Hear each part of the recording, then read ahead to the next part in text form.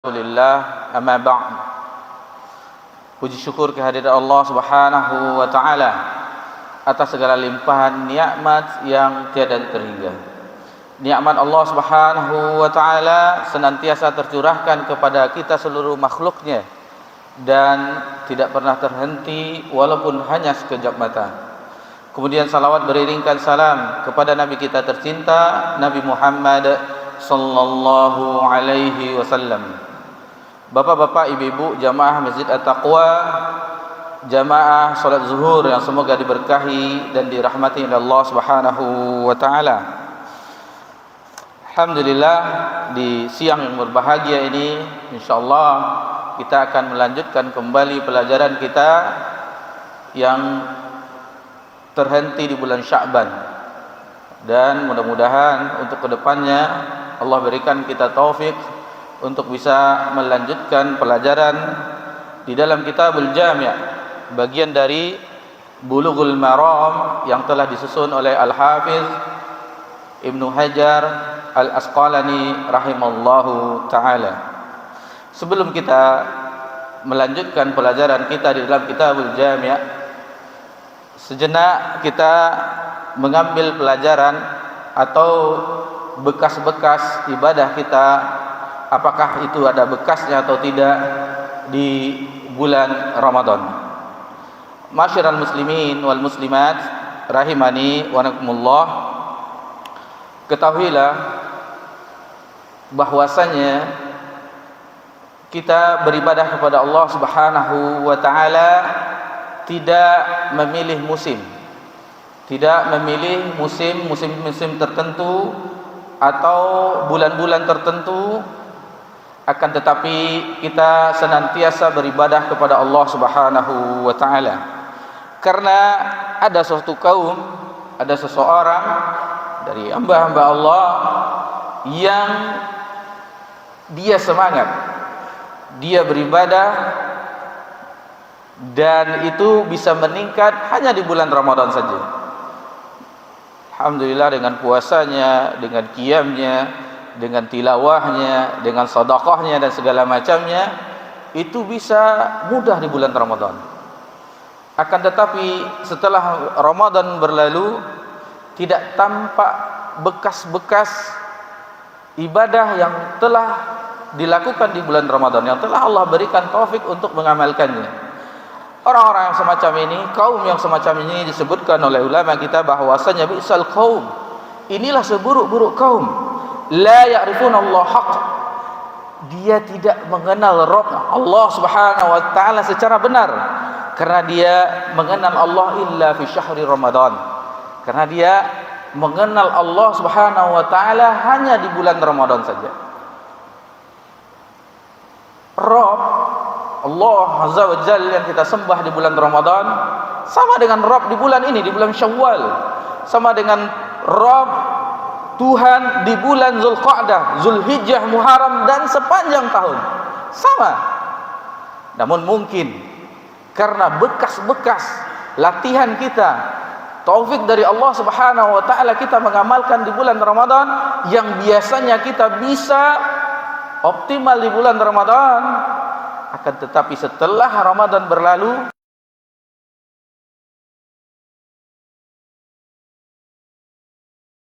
rata-rata kita, mayoritas kita merasakan hal tersebut. Untuk itu, agar kita bisa istiqamah, dan ini adalah perintah Allah Subhanahu wa taala, di mana Allah Subhanahu wa taala berfirman, "Fastaqim kama umirta wa man taba ma'aka wa la tatghaw." Di dalam surat Hud ayat 112, Allah Subhanahu wa taala memerintahkan Nabi Muhammad sallallahu alaihi wasallam agar istiqamah di atas kebenaran, sebagaimana diperintahkan Allah kepada Nabi kita Nabi Muhammad sallallahu alaihi wasallam. Meskipun ayat ini ditujukan kepada Nabi sallallahu alaihi wasallam, umumnya untuk kita semuanya, hamba-hamba Allah, umat Nabi Muhammad sallallahu alaihi wasallam. Begitu juga orang-orang yang taubat bersama engkau, dan jangan melampaui batas. Apabila kita membuka tafsir Al-Imam Ibnu Katsir rahimallahu taala, sebelum menafsirkan surat Hud, Al-Imam Ibnu Katsir rahimahullah taala membawakan riwayat-riwayat yang salah satunya kita bawakan secara makna, bahwasanya Nabi sallallahu alaihi wasallam pernah ditanya oleh sahabat yang mulia Abu Bakar As-Siddiq radhiyallahu anhu, "Ya Rasulullah, aku melihat engkau telah beruban." Nabi SAW dilihat oleh Abu Bakar As-Siddiq radhiyallahu anhu telah beruban.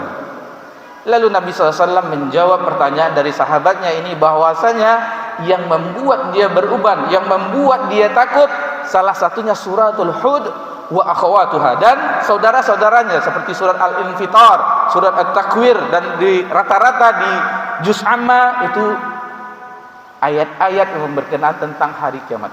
Izas samsu kuwirat, izas sama fatar, ketika langit telah pecah terbelah.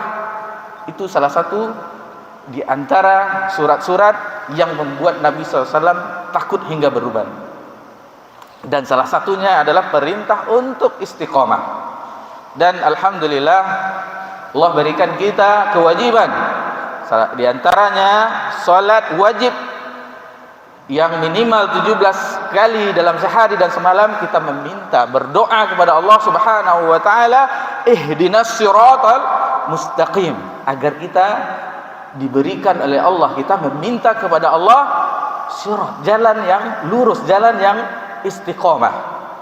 Kemudian salah satu doa sebagaimana salah seorang istri Nabi sallallahu alaihi wasallam memberitakan kepada para sahabat, dan ini kita ketahui juga dengan mempelajarinya, bahwa salah satu doa yang banyak diucapkan oleh Nabi SAW memohon kepada Allah Subhanahu wa taala, yaitu tentang keteguhan ketetapan hati. Ya muqallibal qulub, tsabbit qalbi ala dini. Nabi SAW meminta kepada Allah Subhanahu wa taala agar diberi ketetapan hati, tetap berada ke dalam ketaatan dan tetap berada di agama Allah Subhanahu wa taala. Untuk itu, maka selain kita berusaha, jangan lupakan doa. Jangan lupakan doa, karena doa adalah senjata kita untuk meminta apapun kepada Allah Subhanahu wa taala. Dan salah satu syariat juga agar kita tetap istiqomah sebagaimana di bulan Ramadan, disyariatkan bagi kita, disunnahkan, dianjurkan bagi kita untuk puasa 6 hari di bulan Syawal, agar bekas-bekas puasa di bulan Ramadan itu tetap membekas pada kita. Man shoma Ramadhana tsumma atba'ahu bi sittin min Syawal ka'annama as-shoma ad-dahr, atau kama qala Rasulullah SAW, barang siapa yang puasa Ramadan kemudian diikuti dengan 6 hari di bulan Syawal, maka dia seolah-olah berpuasa di 6. Dan ini alhamdulillah kita masih sempat 6 hari, masih sempat, karena kita sebagian hitungannya berada di tanggal 23 Syawal, di sebagian yang lainnya ada di 24 Syawal. Seandainya itu Syawal itu ada yang 29-30, maka itu masih bisa kita mengejarnya agar bisa mendapatkan keutamaan sebagaimana nas hadis riwayat yang kita sebutkan sebelumnya.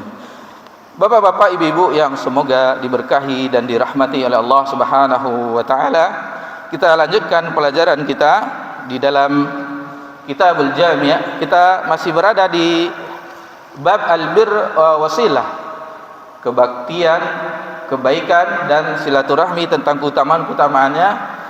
Ini bab yang kedua. Alhamdulillah, bab yang pertama, babul adab, telah kita selesaikan di pertemuan pembahasan kita di sebelumnya.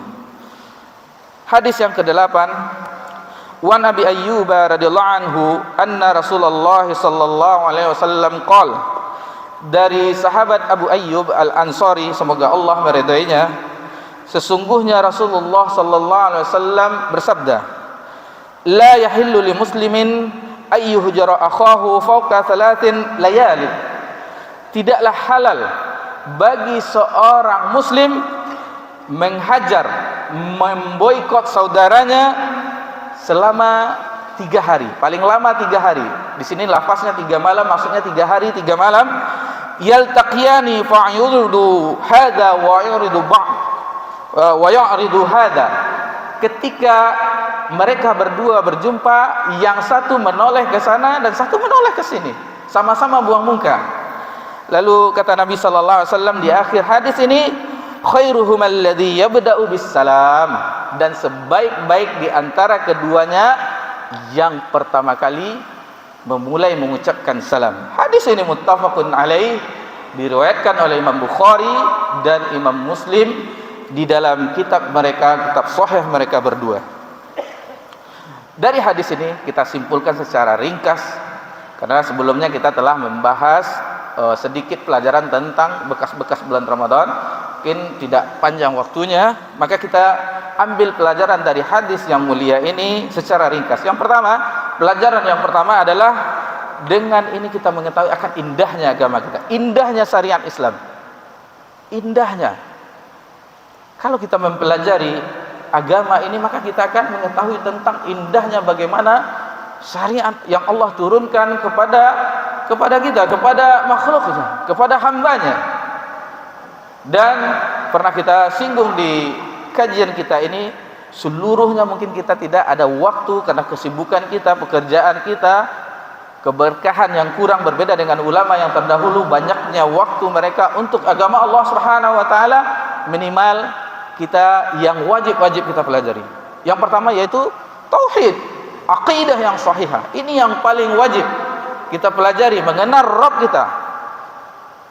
Ini yang paling wajib bagi setiap kita, setiap kaum muslimin dan muslimah, agar mempelajari tauhidullah, mentauhidkan Allah Azza wa Jal dan menjauhi kesyirikan.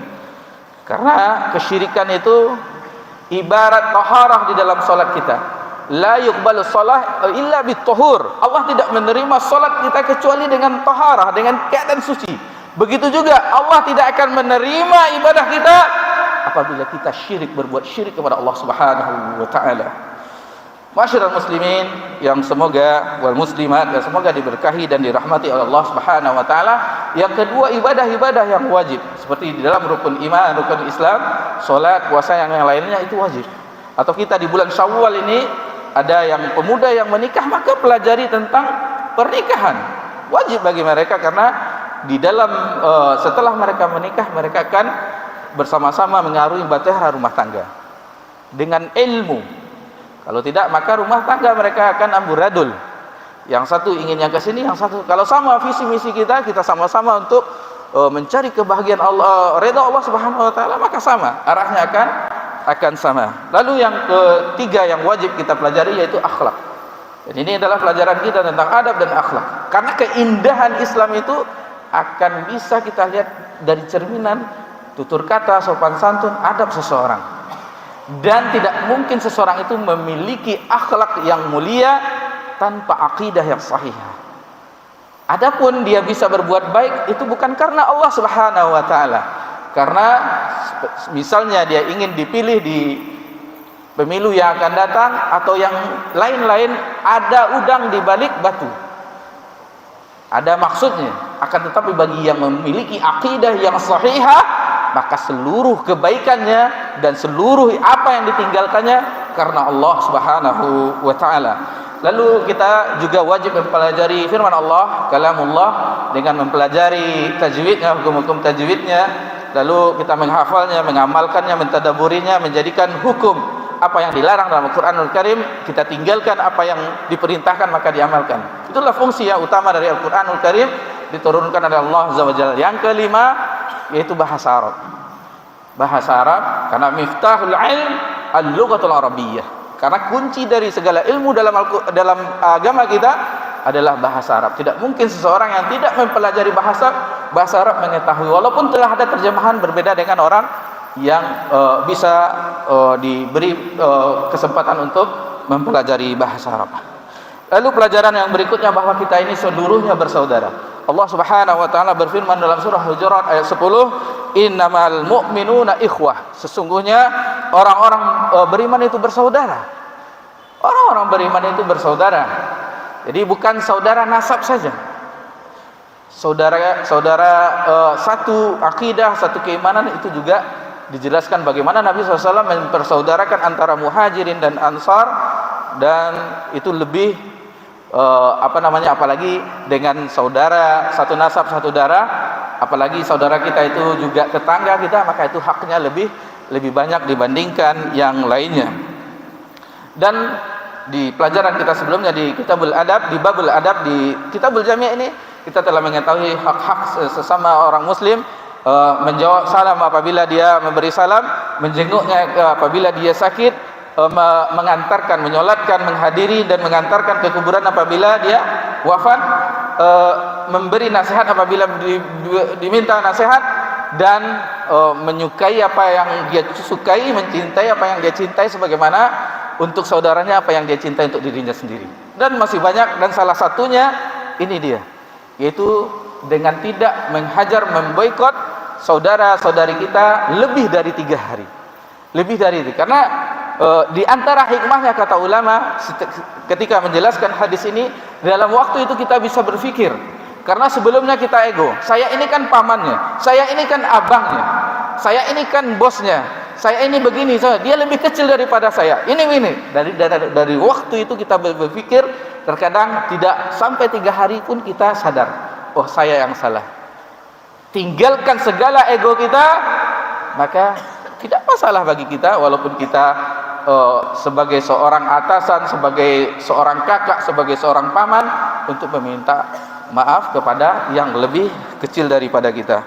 Dan masih banyak pelajaran-pelajaran di ayat ini, seperti dalam surat Hujurat ini banyak sekali pelajaran tentang akhlak.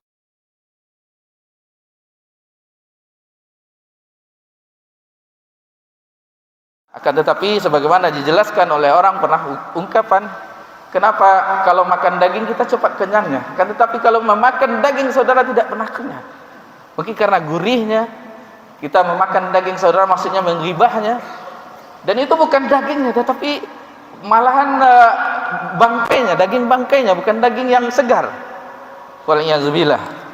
Dan masih banyak lagi pelajaran-pelajaran larangan bertransaksi di atas transaksi. Misalnya kita menawar lalu datang yang lain, itu dilarang, karena selesaikan dahulu saudara ini baru kita bisa masuk. Dan begitu juga dengan meminang, apabila ada yang meminang seseorang, maka tunggu dulu apa dia menerima atau menolaknya, baru bisa kita, apabila itu telah selesai, baru kita bisa meminang tersebut. Bagaimana Islam mengatur, bagaimana indahnya agama Islam ini. Jadi untuk itu alhamdulillah, bagaimana satu demi satu hadis kita pelajari, maka mudah-mudahan cahaya Islam itu bisa kita ketahui, dan kita harus kabarkan kepada dunia bahwa Islam ini adalah agama yang indah, agama yang damai, agama yang bisa mengantarkan kebahagiaan di dunia dan di akhirat. Bukan agama yang ada Islamophobia, orang takut kepada ajaran Islam ini. Demikian saja, mudah-mudahan bisa bermanfaat bagi kita semuanya. Insyaallah akan kita lanjutkan di pertemuan yang akan datang. Subhanakallahumma bihamdika, asyhadu an la ilaha illa anta, astaghfiruka wa atubu ilaik.